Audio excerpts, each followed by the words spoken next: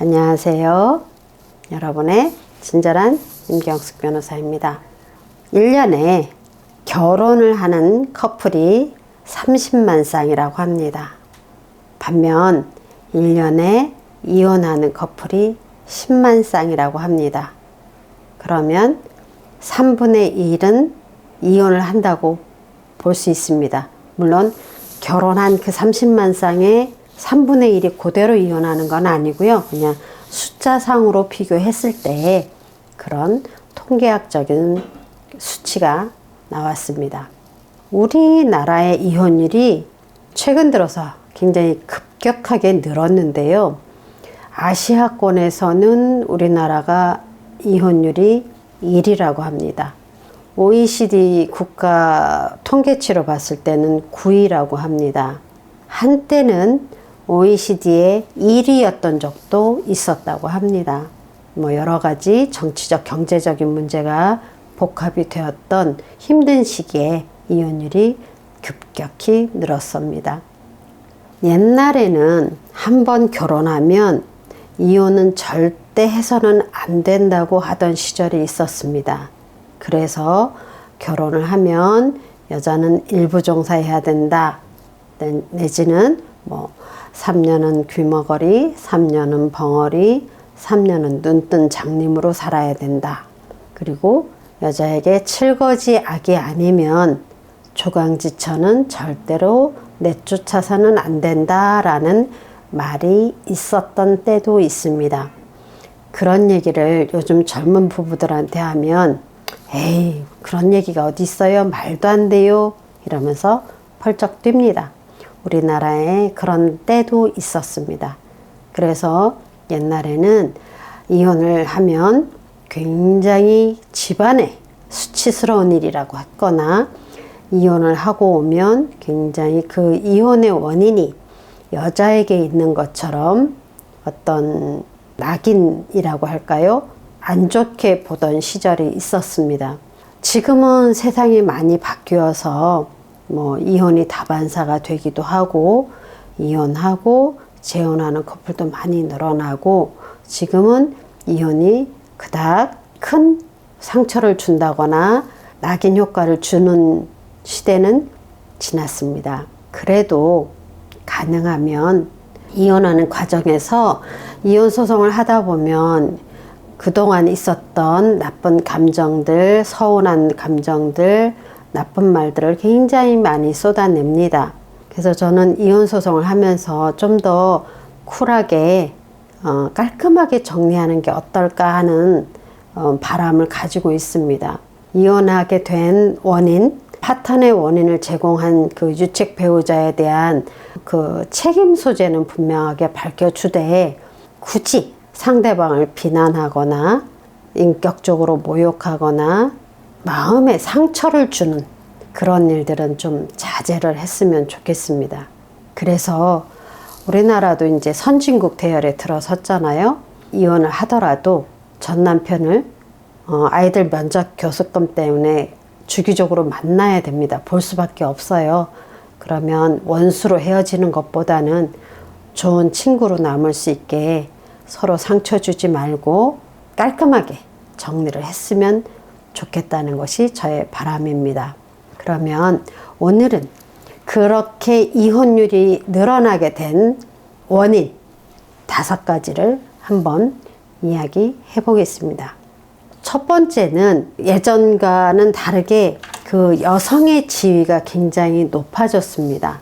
각 학교 수석 졸업을 보면 여학생인 경우도 많이 있고 공부 잘하고 똑똑하고 그다음에 사회 지도층에 잘 나가는 여성 지도자도 많고 회사 기업이나 어떤 단체에 가서 보면 굉장히 유능하고 능력 있는 여성 리더들이 많이 있습니다. 이처럼 여성의 지위가 높아지고 여성의 권리가 강화가 됐습니다. 예전에는 직장에서도 남녀 차별, 어떤 보이지 않는 유리 천장 이런 말이 있었는데요. 요즘은 그런 게 많이 사라졌고 법으로도 남녀 고용평등법이라든가 차별을 금지하는 법이 있습니다. 그래서 상당수 많은 여성분들이 적극적이고 활발하게 사회 활동을 하고 있습니다.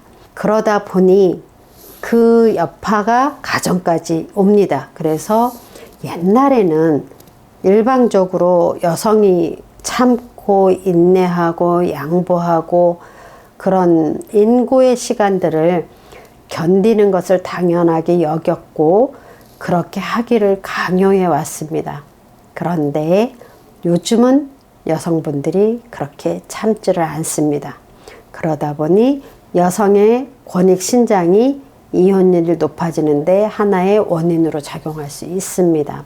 그 다음 이혼 소송하는 데 있어서 두 번째는 재산 분할 다툼에서 예전에는 가정 경제권이라든가 어떤 재산 형성 과정에 남편이 주도적으로 형성을 해왔기 때문에 이혼을 하는 과정에서 부인들이 위자료도 조금밖에 못 받고 어떨 때는 거의 알몸으로 쫓겨나다시피 하는 축출 이혼이 많았습니다. 그런데 지금은 공평하게 어느 정도 혼인 기간이 있으면 재산 분할 반반 5대5로 기준으로 해서 재산 형성 과정의 기여도에 따라서 재산 분배를 나눠줍니다. 그렇기 때문에 설사 전업주부로 살림만 했다고 하더라도 재산 형성 과정의 기여도를 인정받아서 절반 이상은 재산 분할로 받을 수 있습니다. 법으로 그렇게 보장을 받으니 조금 더 쉽게 이혼을 결정할 수 있습니다.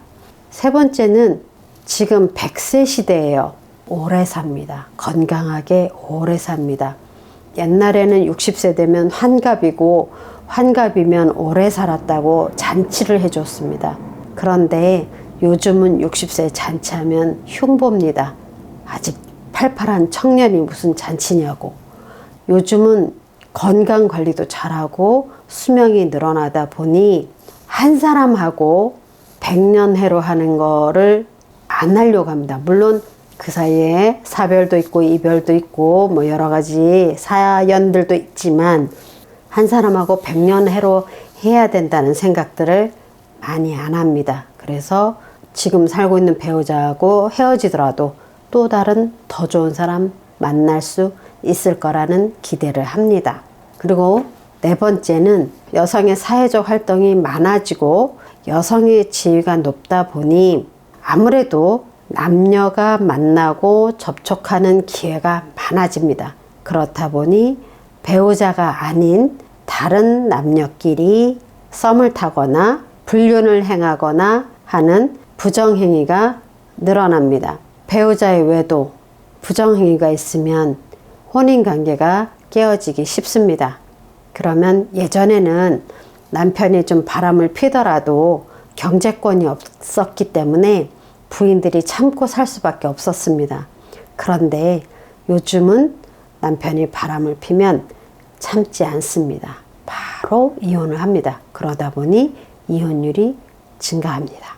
마지막으로 다섯 번째 이유는 경제적인 원인입니다. 무엇이냐면 경제가 어려울 때 예를 들어서 우리나라 1998년도에 IMF가 있었어요. 그때 경제가 굉장히 힘들 때 이혼율도 급격하게 늘어났습니다.